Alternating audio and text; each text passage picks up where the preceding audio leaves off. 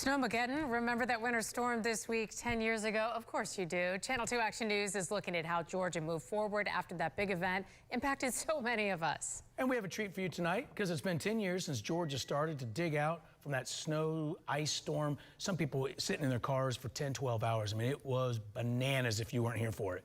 Chief Meteorologist Emeritus Glenn Burns is visiting with us tonight. Great to see you, my friend. Great to be here. Good anniversary of sorts. It was good. A lot of good came from it, but during that time, you did not want to be out in it. It was just unbelievable. Can you believe it's been 10 years?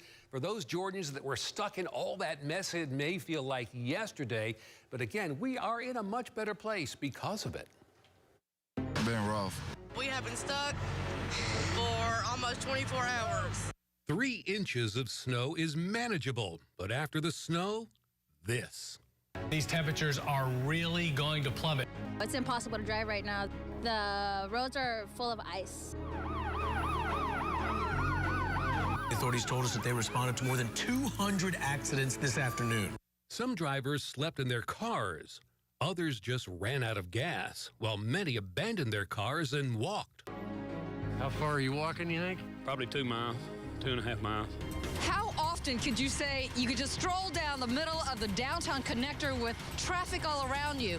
In the last 10 years, state and local leaders have made major changes.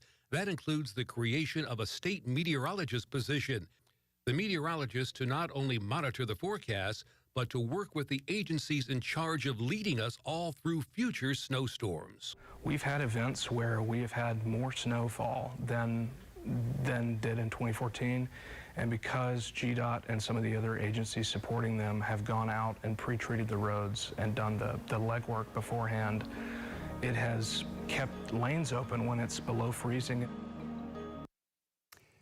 Well, the governor formed a task force after that big debacle out there. I was on that task force, and one of the changes that came from that was a road sensor network. So this shows the temperature of the roads, so we can really delegate where the Department of Transportation needs to go when we see precipitation falling on roads that are at or below 32 degrees. So that is one of the great improvements that was a result of the big debacle of Snowmageddon 2014. Just an unbelievable event. If you were there, you're never going to forget that. I was here for many days. I don't even know what day it was by the time I got to leave. But again, hope everybody was okay during that, and big improvements made for the next snow event. I was stuck in it for 6 or 7 hours. I can relate. And then finally, eventually made it to work. Well, good to see that we are making changes, Glenn. Yes. Wonderful to see you. Thanks for coming in.